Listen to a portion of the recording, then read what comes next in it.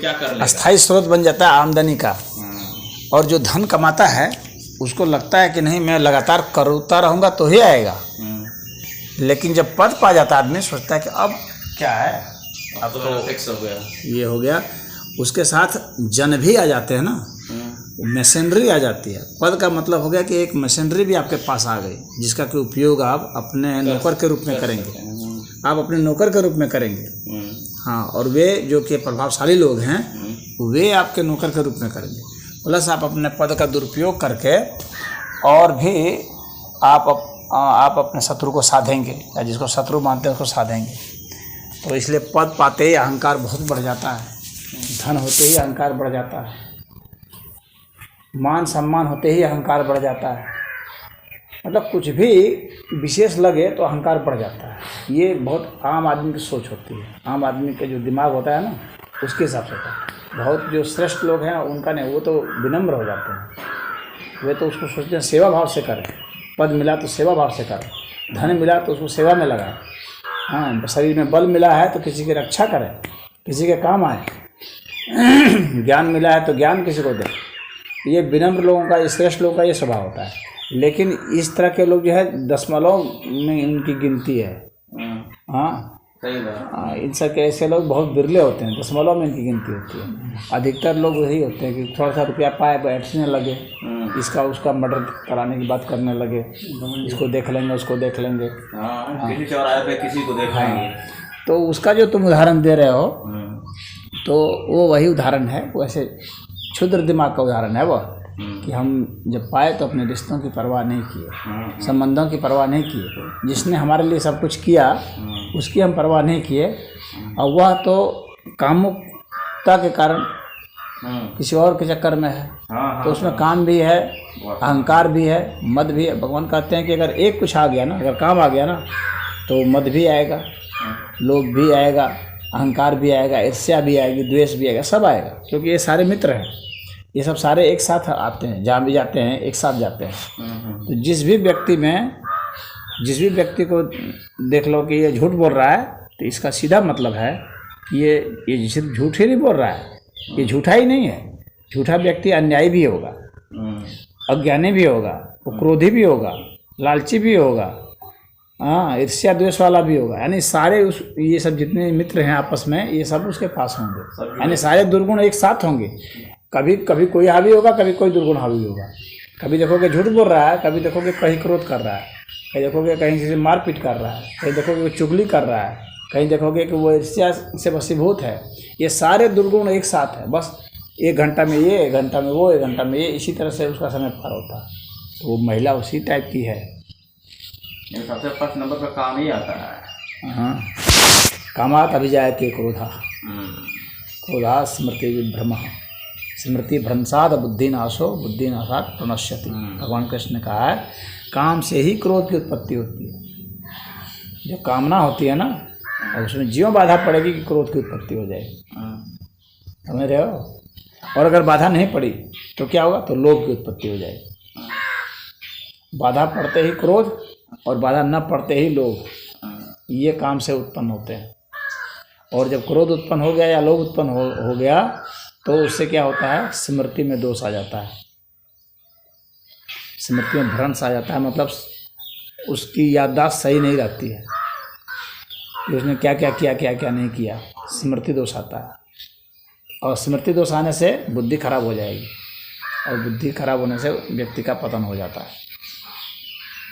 तो वह औरत जो है ना, देखो जब कोई शादी कर लेगा बहुत अपने से पढ़ी लिखी से, अपने से ज़्यादा सुंदर से, अपने से ज़्यादा पद वाली से, हाँ, तब उनमें से, मतलब साधारण लोगों की बात कर रहा हूँ मैं, उनमें से किसी को हीन भावना और किसी को उच्च भावना हो जाना, दोनों ही भावनाएं जो है से ग्रस्त हो जाएंगे, एक उच्च भावना से, एक हीन भावना से।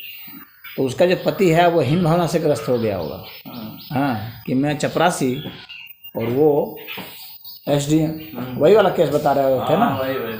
तो वो हीन भावना से ग्रस्त हो गया। अब उसको उसके जो पति पत्नी को एक बराबर माना जाता है, हाँ।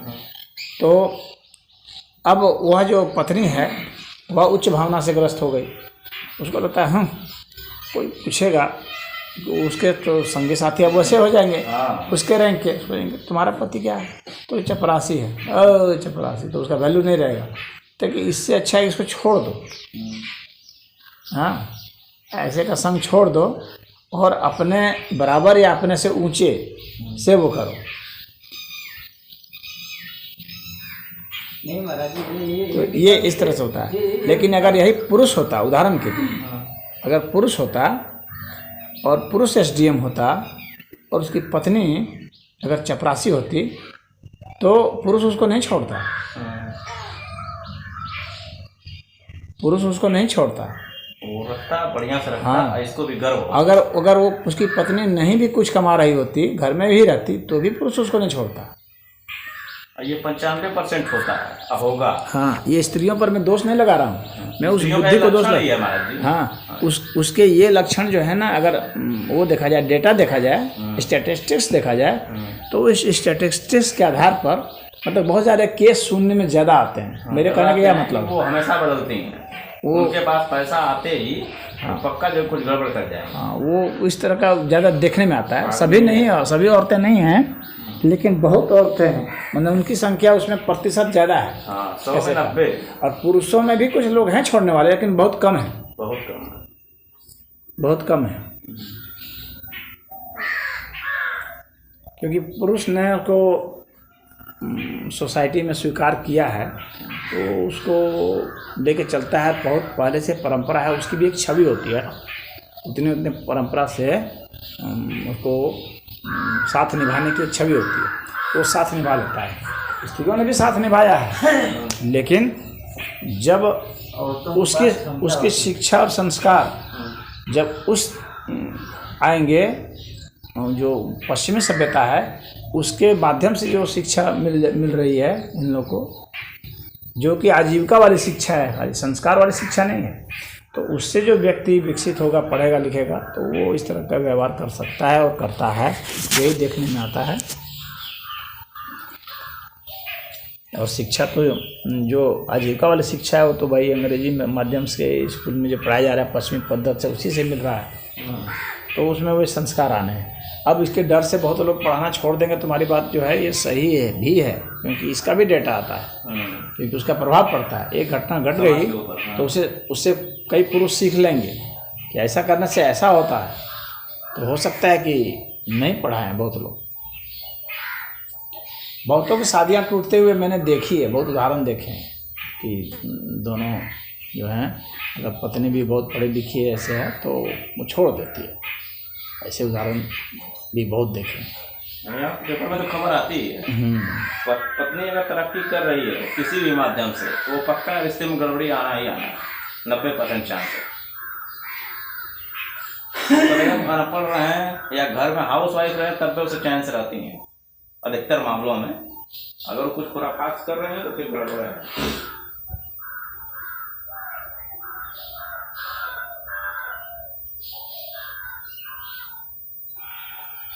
यहाँ भौतिक वाला सिस्टम इतना है, लोग दिमाग में अपने लड़की को बता रहे कि तुम्हारा बाप क्या क्या करता है,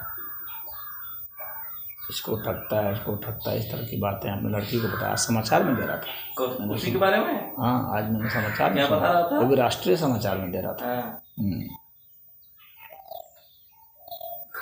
तुम्हारा बाप कैसे कैसे ठगता है। हाँ, लड़कियां को बोल रहा था लड़का। आप उनकी 2 बच्चियां हैं ना। हाँ, तो अपनी बच्ची को वो सिखा रही थी। हाँ, कि तुम्हारा बाप ऐसे ऐसे करता है, मतलब कि कहने मतलब कि अपनी बच्चियों के मन में अपने पिता के प्रति नफरत की जो भावना होती है, जो बीज होता है, उसको वो डाल रही है। यानी उसको एक गंदा इंसान सिद्ध करना चाह रही है। हाँ, फिर रिलेशन खत्म कर ले, ताकि फिर तलाक ले तो बच्चियों के मन में अपने पिता के प्रति प्रेम भावना आए। उसका मुख्य उद्देश्य यही है, उससे नफरत हो जाए, ताकि अब वो जिसे ब्याह करे आगे तो उसको अपना बाप माने। हाँ, उसको बाप माने। लेकिन बाप होना और बाप मानने में बहुत अंतर होता है। इतनी समझ रहती तो फिर बतिया क्या आगे बढ़ती। उन सबको इतनी समझ रहती थी, इतनी बातें क्या आगे बढ़ती। हाँ, तो वह तो छोटी बच्ची है, लेकिन जब वो बड़ी होंगी ना तो भाई उसके साथ रहेगी तो अपनी माँ के चाल चलन को तो खुद जज करती होंगी, जज करेंगी, पूरा सीखेंगी वो जज करेंगे, 100%। जो काम तुमने बताया वो सीखेंगी ही नहीं, वो जज भी करेंगे। दिमाग में एकदम शून्य कर देती है। हर व्यक्ति एक जज भी होता है, हाँ, हर व्यक्ति जो है दुनिया में एक जज भी होता है। जितनी उसकी बुद्धि होती है उतने हिसाब से वो जजमेंट करता है हर व्यक्ति। तो वे भी जब बड़ी होंगी तो देखेंगे ना कि मेरी माँ वास्तव में सही थी या नहीं थी, मेरा बाप गलत था या नहीं था, वो निश्चित ही देखेंगे। अगर हो सकता है कि अगर उसके आरोप में सच्चाई होगी तो बात ठीक है भाई, तो वो करेगी। लेकिन चाहेगा किसी का पिता बेईमान भी हो तो भी पिता तो पिता ही है ना, उसको बदला तो नहीं जा सकता ना। स्वीकार करना पड़ता है। आदमी ईमानदार और बेईमान हो सकता है, लेकिन पिता जो है वो पिता है। लड़कियाँ महाराज जी कितना हो, पिता जो कि खराब हो, दारू पीता हो, गुंडई करता हो, लेकिन अपने पिता को पिता मानती हैं वो सबसे। वो मानना ही पड़ेगा, आप बदल नहीं सकते पिता को ना। दुनिया में कैसे आप उसको दारू छुड़ा सकते, दारू पी रहा है, गंदा काम कर रहा है तो उसको छुड़ा सकते हैं, लेकिन पिता को तो आप नहीं बदल सकते ना। तो आपको उसको स्वीकार करना ही पड़ेगा उस संबंधों के अर्थ में। अब आज हो सकता है भले उस सब है ज्ञान, लेकिन अगर समझदारी होगी पढ़ाई लिखाई के बाद तो अपने पिता के बारे में तो सोचेंगे। और प्रयास भी करना चाहिए कि हम अधिक से अधिक सुधार सकें। अब वो सुधरे नहीं सुधरे वह तो उसका भाग कर्म जाने।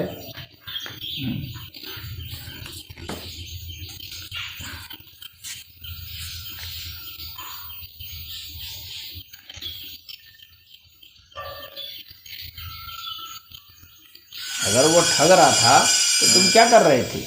हाँ, प्रश्न ये उठता है कि अगर वो ठग रहा था, वो आदमी समाज में ठगी कर रहा था और अभी ठगा है, इससे पहले कहाँ था? तो उस समय तुम क्या कर रहे थे? एसडीएम बनने के पहले भी तुमको पता होगा, हो सकता है तुम्हें ठगने के लिए प्रेरित भी करती होगी। हाँ हाँ, कि ऐसे ठगो, पैसा लाओ, अधिक से अधिक ठग करके। अधिकतर मामलों में ऐसा भी तो हो सकता है। पति जो काम करता है पत्नी की वजह से ही करता है। हाँ, कुछ गलत काम उसकी करता इतनी है। डिमांड होती है कि मैं गहना बनवाऊंगी, मैं कपड़े लूँगी, तो मुझे ये चाहिए वो चाहिए, उसके कारण आदमी को बेईमान बना देती है। मतलब प्रेशर बनाती हैं ताकि मनुष्य जो है अब सही रास्ते से हट जाए। ये भी तो हो सकता है। सही बात। जैसे जब पार्टी कोई छोड़ के जाता है दूसरी पार्टी में तो पहले पार्टी के लोगों की निंदा करता है, अरे जब तुम वहाँ पर थे, तुम सही आदमी होते तो वहीं पर करते। हाँ, और क्या, कहते ये गलत हो रहा है, लेकिन तुम बाद में कर रहे हो। पार्टी ये है वो, अरे हाँ। गलत थी तो तुम कर रहे थे। हाँ, तुम क्या कर तो उसी में थे। हाँ, तुमको वहीं पर कहना चाहिए था कि ये गलत हो रहा है, वहीं विरोध करते हो।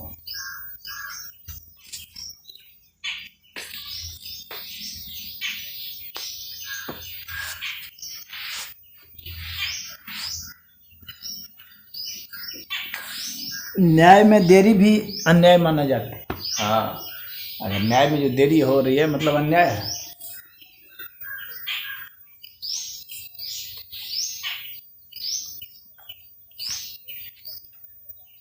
कितने तो ऐसे होते हैं ना, जब बहुत मैंने देखा फिल्म की हीरोइनों को, उनका भी सुनता हूँ मैं, तो जब तुम बुढ़ी हो गई, रिटायर हो गई, तब आप आरोप लगा रही हो कि अमुक डायरेक्टर जो है वो मेरे साथ ऐसा किया वैसा किया।